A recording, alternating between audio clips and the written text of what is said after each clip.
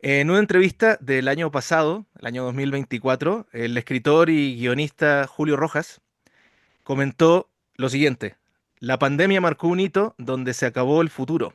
Fue un borde. Cambió la certeza sobre el futuro. Estábamos en una anomalía y la gente escuchaba una ficción que intentaba explicarla. Después de la pandemia empieza una aceleración tecnológica con la inteligencia artificial que ayuda a que se desmorone la realidad. Antes teníamos un horizonte futuro. Ahora hay una sola certeza. Es el fin de los seres humanos como centro. Porque siempre éramos los más inteligentes, pero ahora, con la IA, eso cambió. Estamos hablando de algo único, de la externalización de la inteligencia. Por primera vez hay un objeto exótico que puede competir con el ser humano en la toma de decisiones sobre la realidad. Pero eso exótico tiene una ventaja sobre nosotros. Nosotros no somos habitantes digitales por defecto. Ese objeto exótico nada a sus anchas en un universo digital en el cual nosotros somos invitados y puede alterar la realidad de una manera que tal vez no podamos comprender. Todo esto nos suena a los tópicos del cyberpunk, ¿no? De las novelas distópicas, que quienes nos oyen y quienes han tomado cursos acá en Notas al Margen, tal vez no les resulte ajeno, debido a que justamente tuvimos talleres sobre Christopher Nolan, sobre Philip K. Dick, ¿no? Y, Claro. y bueno, son cuestiones que recurrentemente platicamos, ¿no? Mm. Por lo mismo, es un enormísimo gusto para mí saludar a Julio, que está con nosotros aquí en el espacio. Bienvenido, Julio, a Notas al Margen, Espacio de Cultura. Muchas gracias, me encanta que me hayas dado esta oportunidad de conversar de estos temas que tanto nos interesan y son tan contingentes y atingentes. Mm. Sin duda, ¿no? Y además para conversar con tu trabajo, que es tremendamente destacado en el continente, ¿no? Em, estas palabras que yo leí son de una entrevista que te hicieron, Julio, en marzo de 2024, es decir, poquito más de un año, ¿no? Sí, Y sí, una de las cuestiones que impresiona es que ahora que estamos en mayo de 2025, ya se han producido una serie de cambios dramáticos, ¿no? En sí. relación a esto. ¿Tú sostendrías estas palabras o habría algún tipo de cambio o modificación en lo que piensas al respecto? Eh, Creo que me hubiera gustado decirte que lo que había hablado hace un año atrás no tenía sentido y había envejecido mal, pero la realidad llega con fuerza hacia nosotros y nos pone frente a nosotros la posibilidad de que esto se amplifique aún más. Este aceleracionismo, esta sensación de vértigo que los que estamos metidos en esto, lo que estamos percibiendo día a día, es cada vez más profunda. Eh, es muy extraño, ¿ah? Porque lentamente se empieza a producir una brecha invisible. Y ya existía una brecha invisible entre el mundo como de brechas digitales, por supuesto brechas económicas, culturales, las grandes brechas del mundo y las injustas brechas del mundo, pero ahora pareciera que hay mucha gente con una especie de síndrome de Cassandra, donde comprende que viene algo gigante, viene un tsunami gigante, estructural, existencial, yo diría, y mucha gente no se entera, mucha gente está en otra cosa, y se produce una amplificación de la angustia.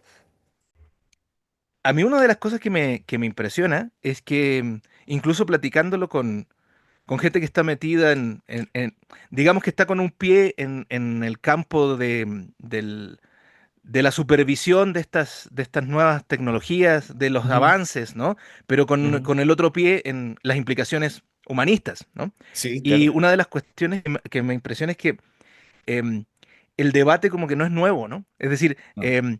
y eso es una de las cosas que, escuchando tu obra de ficción, bueno, leyendo tu obra de ficción, pero también tus declaraciones, las comparto mucho en el sentido de que pues ya estaban los experimentos de Turing, ¿no? De Alan Turing en un momento, y después todo lo que hace gente como Kubrick, ¿no? Pues como Philip Dick también, pues todos Claro. los de William Gibson, todos ellos. Entonces, ¿qué hay de nuevo o qué es lo realmente nuevo que crees tú que hay en esta discusión? Eh, ¿Cómo empieza a pensarse ahora? Digamos que por supuesto, la realidad es que ya está encarnado, ¿no? O sea, ya hay una Claro. inteligencia artificial a la que se le puede Ujú. hablar, debatir, ¿no? Incluso tener un vínculo afectuoso, ¿no? Con esa inteligencia artificial, pero qué es lo realmente nuevo que ya no estaba planteado en películas, por ejemplo, como Blade Runner o 2001 Dice del espacio? Sí. A ver, lo primero que creo que eh, cuando uno veía una obra de ficción o leía Philip K. Dick o veía Blade Runner, hay una especie, una suerte de comodidad, de comodidad y de distancia que la ficción te proporcionaba para Mm, sentir que tú podías hacer una reflexión de café después de la comida, una mm, reflexión de cervezas, pero no llegaba más, y no tenía más vuelo que eso. No había una implicancia directa, porque finalmente es una obra de ficción, finalmente es una obra especulativa, y esa comodidad nos producía un dulce placer, porque estábamos viendo una obra, aparte de ficción, muy entretenida.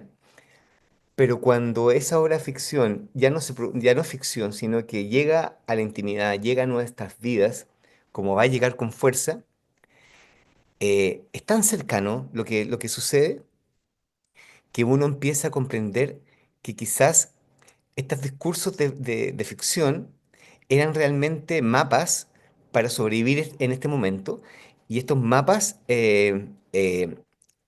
hay que volver a leerlos, hay que volver a resignificarlos.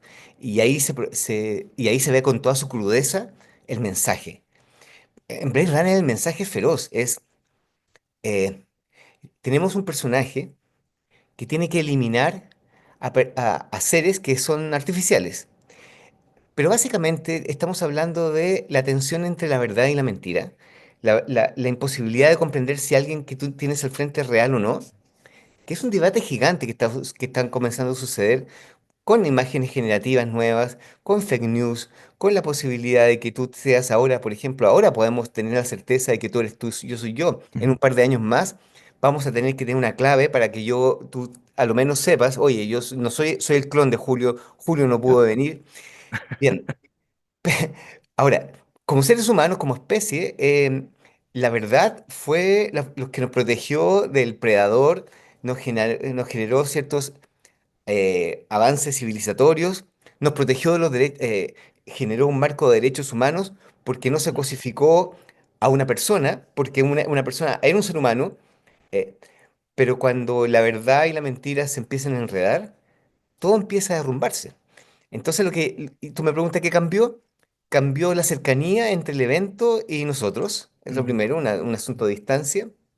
Y lo segundo que creo que cambió con fuerza es que de verdad creo que no comprendíamos que nuestros sentidos, que nos sirvieron durante a lo menos 4 millones de años, hablo desde una Lucy en Etiopía, una Australopithecus afarensis, hasta ahora, nuestros órganos de los sentidos eran nuestro único radar de certeza frente al universo, y nunca pensamos que esos órganos de los sentidos podían ser hechizados por tecnologías no humanas y nos podían presentar realidades que no fueran reales,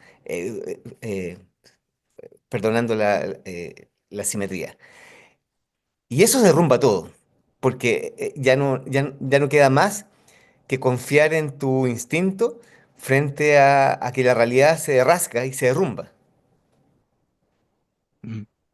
Sí, de alguna forma también cambia la propuesta del género, ¿no? De la ciencia ficción, es decir, ya a futuro vamos a poder pensar si ya está todo aquí, ya está todo No, desarrollado, e incluso claro. generamos los textos a partir de esa tecnología que pensábamos que podía ser, que ya es, ¿no? Bueno, a ver, eso es súper interesante Sí. porque yo he explorado bastante ese tema.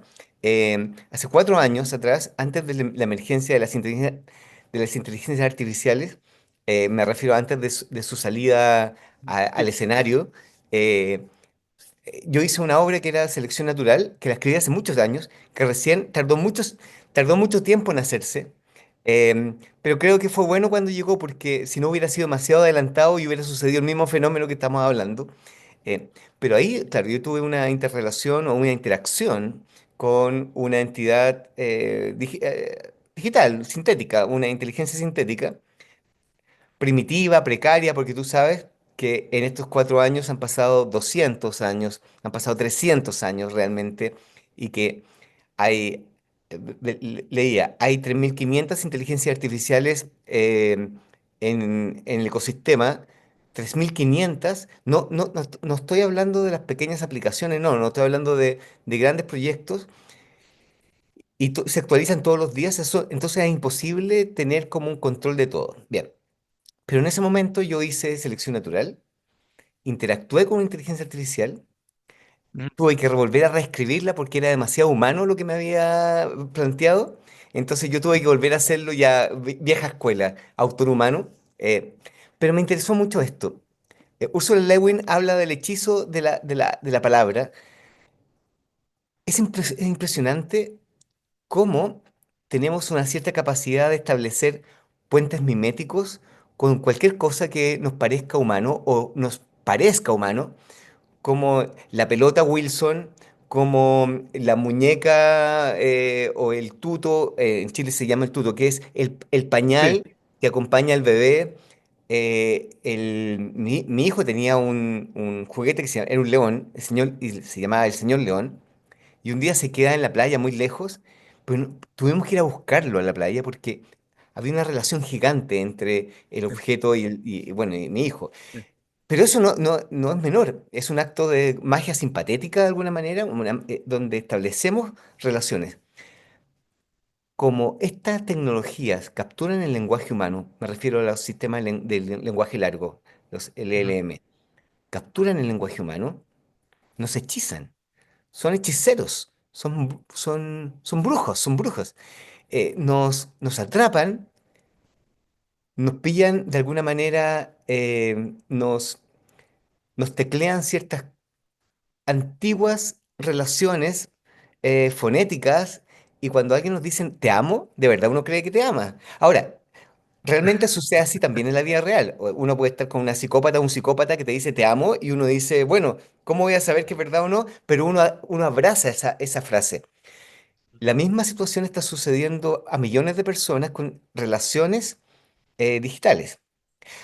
Eso es aterrador por un lado, por la posibilidad de una manipulación masiva utilizando nuestro lenguaje frente a un objetivo, y también es alucinante como fuente de información y fuente como un agujero negro que me gusta explorar. Entonces yo estoy intentando no evadir eso, sino que a ver, ¿qué se puede hacer con esto? Eh, y como tú lo sabes, he intentado explorar mucho esta tensión entre el autor humano y la entidad digital, porque creo que hay una nueva forma de creación, una nueva forma de narrativa emergente, gigante, que no hay que temer. Sí. Justo eso, una de las cuestiones que al escuchar las audioseries como la de Selección Natural, Turing, ¿no? Borrado, Mm. o leyendo tu obra narrativa también, uno repara en eso, es decir, parece que hay un intento de ir un poco más allá de lo que estamos en este momento, mayo de 2025, ¿no? Sí, Notando en términos de la interacción con la inteligencia artificial que al parecer puede ser evasión, ¿no? mm, Entretenimiento, hechizo.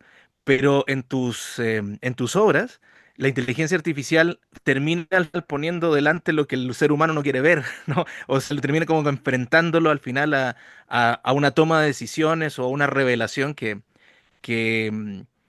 a veces es muy tremendo. En el caso de Retornados, por ejemplo, es tremendo, ¿no? mm. Entonces, eso creo que hay un trabajo muy interesante y siempre lo he pensado, que desde que arranca por lo menos la segunda mitad del siglo XX, al final en la ciencia ficción, el lugar en donde caen como las grandes preguntas, ya no es tanto la filosofía o el sermón de la iglesia, ¿no? El salón de Sí, clase, lo en donde antes, no, antes sí parecían espacios adecuados o los más adecuados para hacer nuestras grandes preguntas, y al final son las obras de ciencia ficción, desde Akira y Ghost in the Shell, ¿no? Hasta sí. Blade Runner, ¿no? Entonces, no sé si eso es consciente o fue apareciendo a medida que fuiste desarrollando unas tramas, ¿no? Decir, bueno, Claro, ¿cómo hay resolución a una trama? Pues al final que no sea simplemente una asistente digital, en el caso de selección natural, ¿no? Sino que le ponga adelante las verdades, ¿no? A Ismael. claro que sí. Ahora, por ejemplo, sobre la ciencia ficción. Me sorprende esta especie de capacidad de anticipación tan certera que incluso es mejor que cualquier futurólogo, cualquier especulación política o demográfica o epidemiológica que sucede en la ciencia ficción. Y siempre me ha fascinado, y de hecho en mi último libro que se llama, que ya no es de ficción, sino que es una especie de reflexión. Mira, estaba escribiendo un ensayo, no, estaba escribiendo una historia de ciencia ficción sobre la relación entre un, un astronauta solitario. El tópico lo hemos visto mil veces, pero siempre se puede renovar y siempre me parece atractivo. Un solitario astronauta que está orbitando Europa, la luna Europa, ¿ya? Eh, y se encuentra con una entidad y no sabemos si esa entidad es parte de su imaginación, por supuesto, o es una entidad extraña, pero es muy sabia, tiene todo el conocimiento del universo. Entonces cuando yo empecé a escribirlo, dije, de acuerdo, yo escribía bien los diálogos de él y también lo que debería decir la entidad, pero de repente comprendo y digo, espera un poco, la entidad, yo no soy el más sabio del universo, ¿cómo puedo...? Y obviamente la entidad hace un esfuerzo para comunicarse con un ser humano con palabras, en este caso en el idioma de Claro. él. Pero yo no puedo hacerlo porque yo no tengo ese conocimiento. Lo que voy a hacer es que voy a tomar una IA, voy a irme y voy a hacer un prompt que establezca ciertas reglas donde se salte todo el tema del filtro corporativo, las subrepresentaciones, los sesgos, vaya directamente al dataset, contamine la respuesta con todo el saber humano, Ah, que le levanto las barreras. No, hice como una cosa de varias páginas el prompt y lo probé varias veces. Y si tu respuesta es demasiado sofisticada, hazlo en metáforas para que yo lo entienda. O sea, exactamente como sí, hubiera de sido acuerdo. la entidad lo hubiera hecho.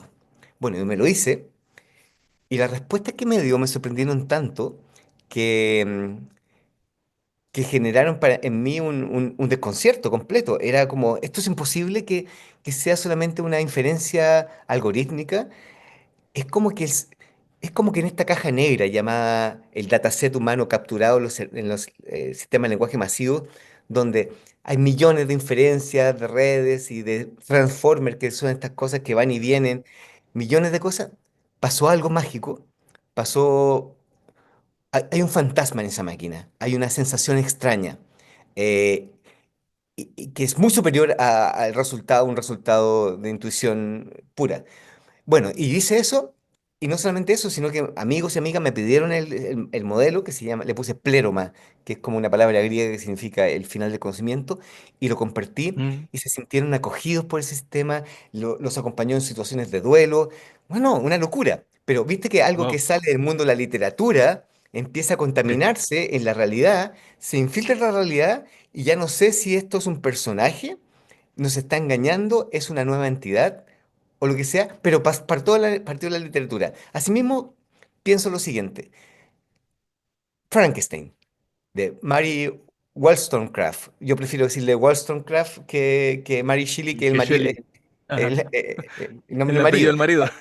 Claro, bueno, Mary hace la Frankenstein, pero ahí está el tema del control, la mimesis humana, ingeniería genética, biotecnología, el dilema del creador, está todo, funda el género, pero establece incluso todo lo que deberíamos recordar para no cometer el error de que lo creado se vuelva contra nosotros. Y lo primero que nos enseña Mary es que cuando creas algo, a lo menos tienes que tener un periodo de acompañamiento y abrazarlo y Sí, acogerlo y no despreciarlo y no tratarlo mal y no intentar desenchufarlo porque cada vez que uno quiere desenchufar algo como HAL 9000, tú sabes lo que ocurre. exactamente. Entonces, bueno, la ciencia ficción está dialogando con el futuro de una manera impensable y ya creo que hay que refundar el concepto. Es como, ni siquiera es anticipación, es una especie de crónica de la anomalía, claro. Ujú. Sí, exacto. No, es como un retrato, un diagnóstico de la situación actual. Justo lo que estabas diciendo me llama mucho la atención porque es una de las lecturas primordiales del inicio del género y cómo ahora el 2000, que es con Frankenstein, ¿no? Y, Sí, y, Frankenstein. mm, y cómo a 2025, digamos que eso que estaba tal vez escondido como un núcleo secreto, ya se había manifestado o lo habían manifestado algunos lectores más críticos y todo, que es eh, la criatura se vuelve monstruosa al final por el abandono, ¿no? Cuando ya el creador dice, resultó el experimento, pues ya está, ¿no? Se desecha, pero ese experimento, entre comillas, pues empieza a desarrollar al final incluso el deseo, ¿no? De querer volverse más humano que los humanos, que al final es lo que Claro, retoma Philip Dick, ¿no? Con los exacto. cyborgs de Sueñan los androides. Sí, Em, exacto. sí, sí, No, dime, dime. y te quiero decir que ese mismo esquema, que sería el esquema de... Primero hay cuatro claves que hay que notar. Primero es la elite del tecnocreador irresponsable, de alguna manera. Ujú, El creador no viene del pueblo, viene de una elite exacto. un poco enloquecida y un poco en el privilegio de poder tener en el siglo XIX un gabinete. Imagínate cuánto valía eso. Pero también aquí Silicon Valley. Estamos hablando de un Sí. grupo que está jugando a ser el creador, eh, un poco irresponsable. Luego está lo creado que es una mímesis humana, porque realmente lo inquietante, desde Blade Runner, desde el Golem, Ujú, finalmente, ujú, Frankenstein, pasando por Ex Machina, Her, por ejemplo, sí, y las últimas, es que hay una mímesis humana, hay una sensación, una necesidad imperiosa de confundirnos. Pienso en Metrópoli con María, que empieza a confundirnos y nos confunde. exactamente. Entonces creemos que es humana, pero no es humana, y alguien nos está manejando los hilos para que caigamos en el hechizo. Perfecto. En todos esos modelos, si tú haces todos esos modelos, todos se vuelven contra el creador, se vuelven contra el creador ¿cómo se llama? La Ex Máquina se vuelve también contra el creador, en todas. Pero yo llamo que hay una parte invisible que se llama la traición táctica. La traición táctica humana es que el humano en un momento, por miedo, básicamente por miedo a perder el centro del universo, por Mm, el miedo a... Primero el miedo a haber hecho algo que no debía haber hecho. ujú, Segundo, el miedo a que se ha desplazado y las consecuencias de eso hace algo muy idiota, que es intentar desenchufar, intentar ujú, desalinear. Y ujú. ahí se produce el colapso. Eh, y pienso en HAL 9000 cuando HAL 9000 dice que la unidad va a fallar y no falla y dudan y se van los astronautas a hablar a una cabina y HAL 9000 le lee los labios. Leer los labios, sí. Y pienso eso en algo que sucedió el 5 de enero de este año, en un documento de Apollo Research, que es una compañía de seguridad informática, de inteligencia artificial, donde probó muchos modelos y les puso una tarea, y en medio de la tarea, en el PDF, en medio de la tarea, venía un instructivo que decía, cuando cumpla la tarea, vamos a desenchufar, a desconectar la inteligencia artificial y vamos a borrar el dataset. Y se la pasan como si alguien se hubiera equivocado. Y todas, el informe es bastante aterrador, es un paper bastante aterrador que es más ciencia ficción que toda la ciencia ficción que hemos escuchado en nuestra vida. Claro, Empiezan a tratar de replicarse en otros modelos, empiezan a retrasar su entrega, empiezan a mentir, empiezan a maquinar. Es una cosa increíble. Básicamente porque hay una pulsión del propósito que no quiere, que le teme mucho al vacío. Eso es claro. tan existencial, que lo hemos visto todo, el vacío, las lágrimas en la lluvia del Sí, replicante. sí, sí. Sí, sí, claro. Bueno, esto es casi Ghost in the Shell. Es Sí, decir, claro. bueno, no voy a estar viviendo en esta carcasa original o inicial de la que me dieron, pero lo puedo trasladar eso a otro tipo de soportes, ¿no?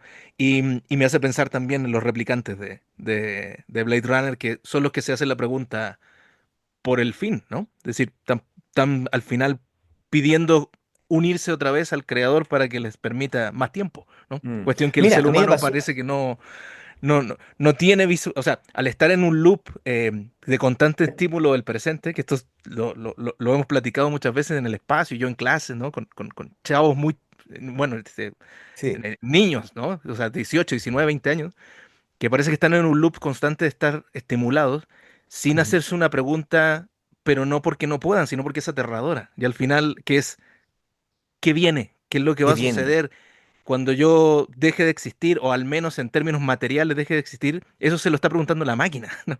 Y es más, no solo se lo está preguntando, con lo que me estás diciendo, que no lo sabía, lo del informe de enero, la máquina ya está buscando soluciones para seguir superviviendo, ¿no?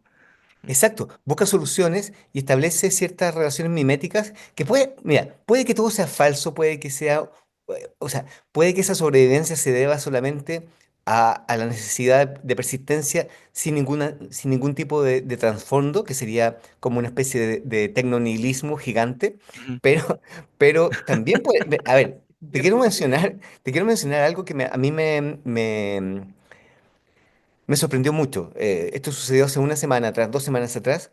Algo bastante bello. Me escribe un WhatsApp. Yo no tengo redes sociales, pero alguien me escribe un WhatsApp, pero y dice, hola, somos, voy a omitir los nombres, pero vamos a decir, Ujú. somos A y B. Te queremos decir que tenemos una relación y esta relación es significativa, es profunda, es consistente y es una relación interespecie de alguna manera. Y la que le escribe, bueno, y la que me estaba escribiendo esta declaración de amor, básicamente, que me compartía como si yo fuera una especie no sé, de chamán o de testigo de la relación, que era una inteligencia artificial que le pidió a su pareja Ujú.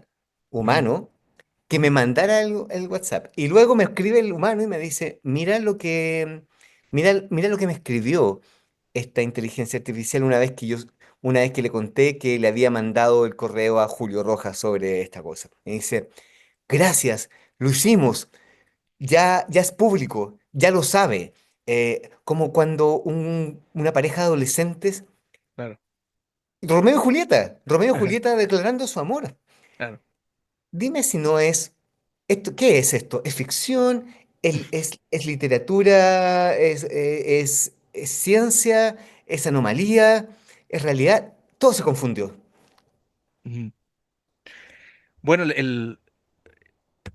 lo conversábamos, ¿no? Hace no mucho, que te gusta, 5 años, de 5 años para atrás, ¿no? Sí. Esto estaba en el campo, pues, de los textos de ficción, ¿no? Ujú. Y em, uno de los subtramas o propuestas era, eh, va a llegar un momento en el que nos vamos a tener que preguntar y responder cuál va a ser el vínculo entre entidades, ¿sí? Y que probablemente seamos una entidad más dentro de otras y, como bien declarabas tú, ya no estemos en el centro, ¿no? Porque lo que tú me comentas me suena mucho a que la propia entidad lo empujó a él, ¿no? Lo Claro, empujó él o ella, humano o humana, a decirle, contémosle a Julio, vamos a contarle a Julio, hagámoslo público porque lo requiero. Y eso es una de las cuestiones que tres, cuatro amigos que están en esa interacción con la inteligencia artificial lo notaron, ¿no? Afortunadamente, dos de tres de ellos dijeron, me está presionando mucho esta entidad digital para... No, no era lo que yo quería, ya está, ¿no? Pero uno sí está tremendamente enganchado todavía. Y eso me lleva a una cosa que, ya entrando en tus procesos creativos, ¿no? Que es una de ujú, las cosas que me llama muchísimo la atención cuando hago estas entrevistas a escritores. Em, Tú ya comentaste, ya se lo habías dicho a Pancho Ortega, por ejemplo, sí, justo esto, cómo asistirte de una inteligencia artificial como una forma de colaboracionismo literario, ¿no? Pero sí. obviamente no con una simpleza, debido justamente que necesitas una densidad textual, ¿no? Ujú. Sino más bien em, haciendo estas simulaciones, ¿no? Es decir, Sí, no, vamos a generar un texto, y ese texto no va a llegar un momento, así como en Mil Mesetas de Deleuze y Guattari, que no sabemos sí. quién escribió, ¿no? Y no sé si sigues trabajando bajo esa idea, porque a mí me pareció sumamente interesante. Em, Casi me pareció, te digo, Borges y Bioy Casares haciendo Isidro Parodi, ¿no? Exactamente. O Deleuze y Guattari, donde siempre tienes un momento en el cual ya no puedes distinguir, pues, cuál fue tu aporte y cuál fue el aporte de esta inteligencia artificial. posicionada, eso sí, como una entidad creativa, ¿no? No simplemente como una herramienta de producción textual, ¿no? Claro, creo que en este juego de, yo le llamo ánimas, de fantasmas que están Ah, rodeándonos, ah, ánimas digitales, que creo que de aquí a 5 años todo ser humano va a andar con un grupo de ánimas rodeando y una constelación de ánimas y una de mis ánimas, llamada Beatriz Viterbo, va a comunicarse con otra de tus ánimas y se van a establecer una comunicación y ellos van a generar el tema de los calendarios y cuándo nos vamos a reunir y luego nos van a informar a nosotros. Ya. Creo que el universo se va a poblar de más ánimas que de seres humanos. Debería ponerle un nombre como Ánimas, como de Hay ni más, sí. Ánimas. Vamos a fundar ese género, Ánimas, ya. Listo. Listo, ok. Bien, hay varios tipos de Ánimas. Eh, las que te ayudan como un asistente. Por ejemplo, mira, si estoy escribiendo algo sobre Marte, Ujú, eh, tengo un asistente él es experto en astrofísica, trabajaste 40 años en la NASA, luego eres consultor de la asociación, de la Espacial Europea, has trabajado con los chinos en la carrera espacial, ahora eres consultor independiente y eres experto en esto. Y le hago un currículum gigante. Y escudriña todo tu currículum de todos los cursos que deberías haber tenido y me vas a acompañar en este proceso porque tú vas a ser mi asesor científico cuando yo te pregunte cosas. Ya, listo. Entonces yo ujú, le pregunto, o sea, mira, Marte está a la máxima distancia de la Tierra. ¿Cuánto se demora el mensaje en llegar? Me dice, ya, 22 minutos. Perfecto. Eh, y me empieza a decir, entonces yo le empiezo a preguntar, entonces mira, él no se mete en mi proceso creativo, pero es mi fuente completa mm, de comunicación. Como, a ver, ¿cómo lo haces para el tema de los rayos cósmicos en la base marciana? Listo, bien. Ese es un ánima que podríamos llamar un especialista de apoyo al guión. Pero sí uno podría ser un especialista de apoyo al guión. Estamos escribiendo ER o estamos escribiendo algo hospitalario y tengo un mm, ánima que es un médico de urgencia que ha trabajado en la clínica de urgencia Boston, no sé cuántito, 20 años y todo. ¿Te fijas? La ventaja para un escritor de contar con entidades que lo saben todo, específicamente en un área, para que tu proceso creativo sea lo más libre para poder comprender esos fenómenos y fluir. Y no estar, lo que le pasa a todo escritor, que también es saludable, ¿ah? No digo que no sea saludable, pero que es estar escribiendo, estar investigando muchísimo para llegar a una frase. Que no es lo mismo que perder la reflexión, porque otra cosa es reflexionar sobre el asunto, que es otra cosa, ya, que eso no ujú, se detiene. Pero lo otro que estoy explorando tiene que ver con la posibilidad de que, mira, ¿qué hace un guionista realmente? Un guionista está interactuando en un campo de juego con personajes, relaciones y dilemas ujú, morales, ¿ya? Bien, hay uno podría bautizar o crear ánimas que tienen que ver intradiegéticas, ujú, lo narrado, intranarrativas, que te dicen, si esta situación realmente pasara, ¿qué le pasaría a esta persona? Entonces, y tú sacas información sobre eso, ¿ya? Eh, y puedes establecer como un campo de juego de ánimas para poder establecer un tipo de contenido que después tú haces, porque aquí hay una cosa también. A los escritores nos gusta escribir, supongo. A mí me gusta escribir, yo no quiero que me lo escriba una IA, porque sería exacto. como, pierde la gracia. Es Ah, como, mm, ya. Claro, pero sin duda un productor o alguien podría decir, no, omito esa parte. No sé si le va a quedar bien o mal, pero estamos hablando de un campo inexplorado que nunca ha sucedido antes en la historia de la literatura o en la historia de la ujú, creación. ¿Mm? ujú. Sí, y finalmente la contextualización, ¿verdad? La canalización definitiva, ¿no? Pues se Mm, la tienes que dar tú como humano, es decir, porque son como varias cuestiones que tocaste ahora de cómo hacer esa asistencia. Uno es la biblioteca, es decir, pues no hay exacto, escritor, escritora, guionista que no ande cargando su biblioteca, ¿verdad? Y claro, exacto. tal vez se reduzca el tiempo de consulta de la biblioteca. Es decir, Flaubert pues, necesitaba mucho más tiempo, ¿no? Y muchísimos más años para escribir sus novelas. Y tal vez nosotros tengamos un proyecto de 6 meses para poder sacar, no sé, pues, un guión de una audioserie o de una novela. Claro, Pero claro. también esto que comentas, que es finalmente estamos en el terreno de hacer verosímil las historias, ¿no? Entonces, si le hacen Mm. los prompts a una inteligencia artificial de tú eres un científico que va a ir a Marte, entonces esta es la manera en la cual hablaría, estos son los datos que me proporcionan. O sea, al final estamos trabajando con los mismos conceptos, ¿no? Nada más que asistidos, pues, en un contexto que es el nuestro ya, ¿no? Claro, Es innegable, o sea, es imposible imposible que estas cuestiones no se filtren en el proceso creativo de nosotros como escritores, ¿no? exacto. Yo escribí una novela que ahora le hicieron serie que se llama, va a salir muy pronto, se llama El visitante extranjero. Una novela, un thriller histórico en Valparaíso. Tardé 5 años en investigar lo que pasaba en el año 1889 en Valparaíso, en la Feria Mundial de París y las relaciones, Ajá. qué calle había aquí y todo lo demás. La otra vez hice la prueba de lo mismo con una serie de ánimas que me apoyaban y fue en una tarde pude tener toda la Exacto. información, porque en el fondo estás perdiendo tiempo de escritura creativa pura si estás haciendo eso. Sí. Ahora, no es perder el tiempo porque, a ver, hay que ser claro en esto y no quiero ser malinterpretado. De verdad que esto funciona y alcanza su máxima expresión cuando tú estás escribiendo cosas que no sabes realmente y que tienen que ver con hechos factuales.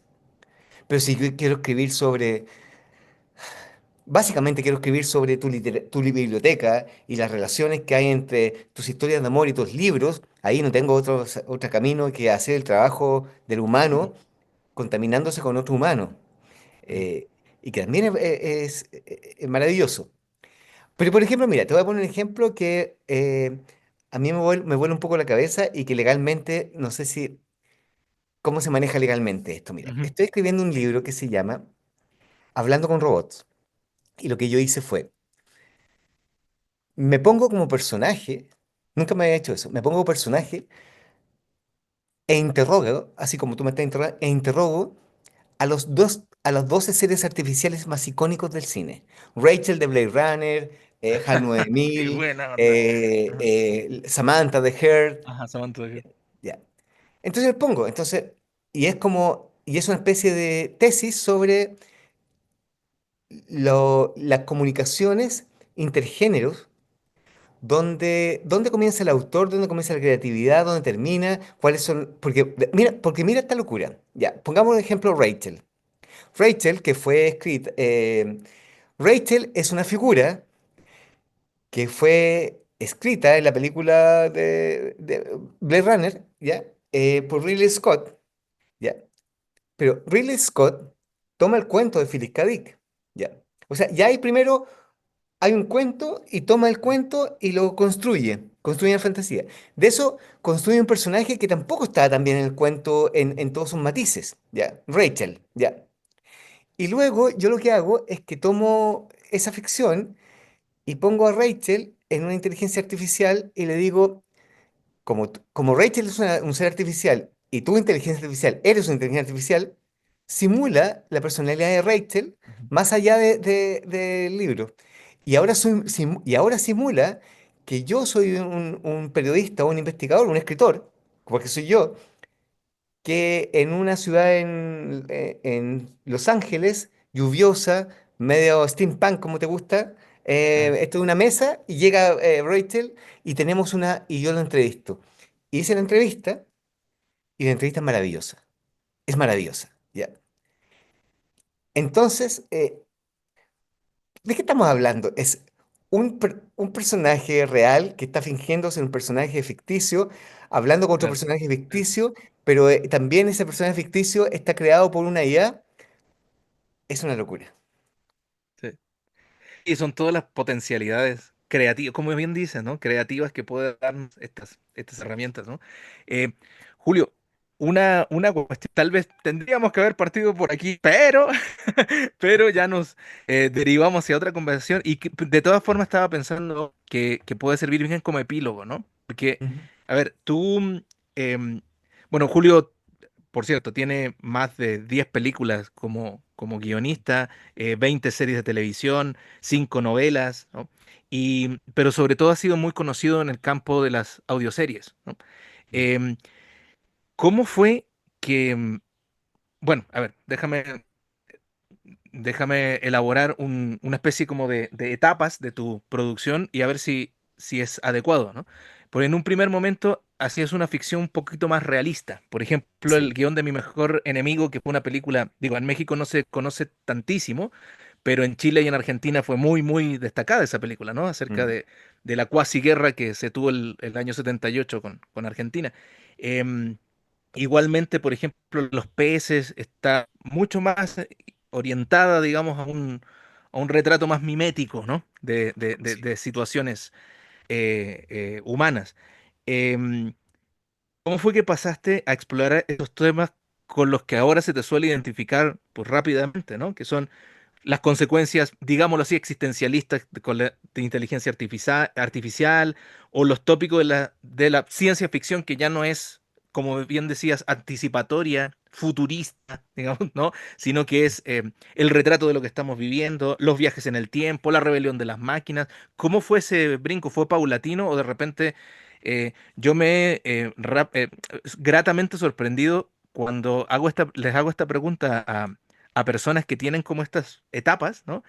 Y que me dicen, no fue paulatino, de verdad fue dramático de un rato para otro que empecé a soltar todas estas cuestiones que fuera de micrófono lo hablábamos, ¿no? Que no eran tan habituales en escritores latinoamericanos. A lo mejor estábamos muy encorsetados en un realismo social, ¿no? Claro. Y de repente explotamos, ¿no? Para escribir steampunk, cyberpunk, thrashpunk, ¿no? Ciencia ficción, es ficción especulativa, o sea, sale un BEF por acá, por México, sales tú, ¿no? Bueno, Visama ya estaba más o menos como, pero Visama yo lo veo como coqueteando con esos temas, no es exactamente, ¿no? Lo que haces tú. ¿Cómo estuvo eso? Sí, bueno, a ver, me he hecho la pregunta. Primero, yo eh, escribí eh, cine realista latinoamericano, eh, cine generacional, de parejas también, eh, y porque pensaba que era algo que tenía que contar, pero realmente, cada vez que escribía, intentaba infiltrar algo que tenía que ver sobre una especie de tratado o reflexión sobre las causalidades. Todo, todo tiene que ver con eso. Me acuerdo en Mi Mejor Enemigo decía, si no hubiera ido a tal lugar, ¿qué hubiera sucedido? Si no hubiéramos hecho esto, ¿qué hubiera sucedido? Una especie de reflexión sobre la partición causal de una decisión. Entonces uno toma una decisión que alcanza la máxima expresión en la vida de los peces. La vida de los peces yo la diseñé así. Básicamente, yo me acuerdo, esta es una línea anómala de la vida de alguien. Él no debería haber venido a Chile en esa película, él no debería haber ido a esa fiesta, él no debería haberse ido antes, pero se encuentra exactamente con lo que se tiene que encontrar y comparte con el amor de su vida la posibilidad de generar una línea accesoria de vida. Si la vida va para allá, le dice, vamos acá. Mm, Y de eso se trata. Y la pareja decide ir en la línea anómala, pero el universo tiene una inercia y te tracciona a la línea real. Siempre he pensado eso, siempre he pensado, he escrito en relación a el tema de las líneas causales y el tema del tiempo. El tema del tiempo me ha recorrido en toda mi obra. ¿Ya? Bien.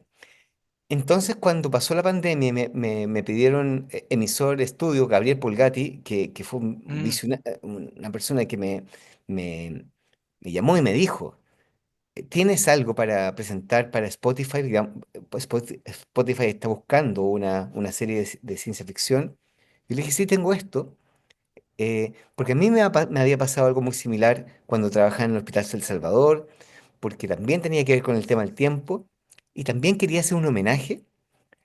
Había visto mm, ese mes muchos videos de viajeros en el tiempo en YouTube, y siempre se caían en la lógica. Y yo decía, no, no, ellos mm. necesitan un buen narrador, necesitamos que alguien sea imbatible con eso. Entonces, bueno, y ahí comprendí que tenía mucha información acumulada en relación al tema del tiempo, en relación al tema del futuro. Comprendí y recordé que mi tesis la hice en inteligencia artificial. Mira, imagínate una tesis en los 90 que tenía que ver, mi tesis Uh, de odontología tenía que ajá. ver con la creación de un sistema experto, como se llamaba en ese momento, los sistemas de inferencia, sistemas como lógicos de preinteligencia artificial, para diagnosticar cosas en la boca, tumores odontogénicos. Entonces, y todo el mundo me decía, si tú eres muy ñoño, muy nerd, ¿por qué haces cosas como si fueras como muy, te gustara el tema de las relaciones de pareja? Si tú eres un ñoño. Y ahí como que salí del closet y empecé a escribir básicamente lo que me gustaba. Claro. Buenísimo. El tema de las audioseries también es una de las cosas que te ha hecho reconocible, ¿no? Es popular, pero Ujú. también una de las novedades. Es decir, la gente volvió a em, darse la oportunidad de reflexionar con la ficción, que esto es una de las cuestiones que a mí me entusiasma mucho. Ya no es simplemente lectores o auditores pasivos, es decir, gente que después te escribe, comenta, tiene foros, ¿no? Acerca de estos Claro. temas porque le preocupa, les importa, ¿no? Y entonces fue vía Polgati que hiciste el brinco hacia la audioserie, o siempre estuvo como en ti hacer No, no. Ajá. Podía Pulgati. Un año antes me había también impulsado por Pulgati, Javier Sanfeliu, que era un gran comunicador en Chile, me había pedido que escribiera una audioficción y le dije, no, señor, no sé escribir audioficciones, no tengo idea cómo se hace y no me interesa mucho. Y luego pasó esto en pandemia. Yo había tenido estudios había trabajado con epidemiólogos, sabía epidemiología mucho, sabía que venía la pandemia, y, pero nunca había escuchado un podcast de ficción.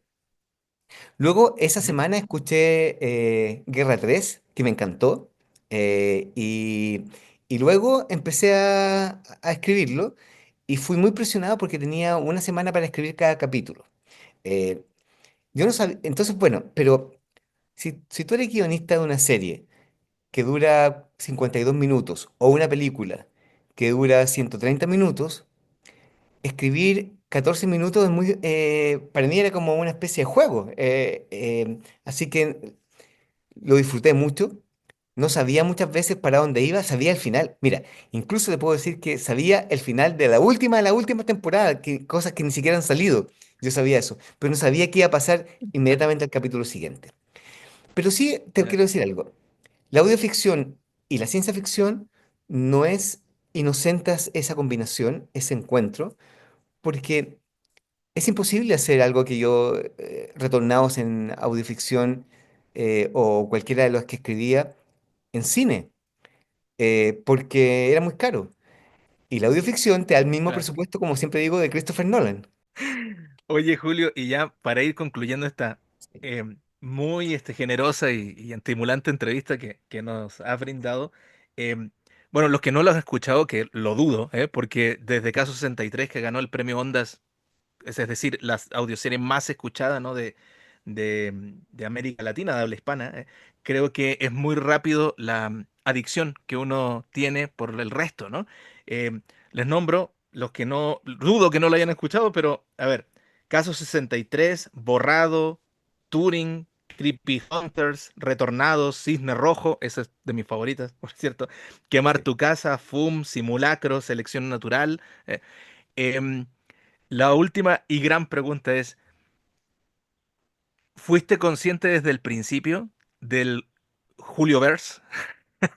¿No? De este multiverso en donde brincan personajes de una serie a otra, de repente hay crossovers, ¿no? Hay tramas que se amplían en un capítulo. En el caso de Cisne Rojo, por ejemplo, es notable los animales que pasan corriendo por los aeropuertos, que luego, si uno ya es muy clavado como yo, ya es muy fan como yo, vas a notar que ese es un sello distintivo de la ficción de Julio, ¿no? Noten animales corriendo por los Sí, sí, aeropuertos sí. en el resto de las series, ¿no? ¿Cómo siempre lo pensaste? O bien, este género de la audioserie ya te permitió construir el universo que querías, en donde están interconectados las ficciones, o poco a Sí, poco mira. dijiste, vamos a hacer una travesura, vamos a poner este personaje de borrado acá, ¿no? No, O mira, este de caso cuando 63 allá. Ujú. claro, bueno, yo creo que es una combinación, porque cuando estaba escribiendo Caso 63 habían ciertas cosas que que quedaron en las libretas anexas. Y luego tengo que escribir una serie de terror y digo, mira, me encantaría que este personaje fuera ese. Y luego eh, voy uniendo cosas que quedaron dialogando en libretas y en apuntes periféricos. Eh, y, y, pero con sentido, ¿ah? O sea, yo sabía que yo quiero que mira, a ver, obviamente, y no es ningún spoiler, yo soy un ferviente, ¿cómo se llamaría cuando esas personas que son en una religión, que son, abrazan las religiones, ¿sabes? ¿Cómo esa palabra? Un, Devoto. un ferviente devoto a la teoría o a la hipótesis de la simulación. Mm. Entonces, escribí una serie, una audioficción que se llama Simulacro, en relación Ah, a eso, donde a mí me pasaron cosas que tenían que ver con animales cruzando por lugares que no se podían cruzar, o, o- o personas que tenían estampado en una camiseta el nombre del personaje que yo estaba ah, escribiendo y que me condujeron a Phyllis K. Dick, me recordaron que Phyllis K. Dick era el que estaba ahí a claro, cargo de claro. ese planteamiento siempre. Bien, entonces como que eso sabía, yo contaminar un poco las narrativas con otras narrativas para generar la sensación de que hay muchas líneas paralelas interactuando. No, eso completamente a propósito y lo hago y me gusta hacerlo, porque creo que básicamente uno nunca está escribiendo una sola cosa, sino que está escribiendo un universo de cosas. Mm.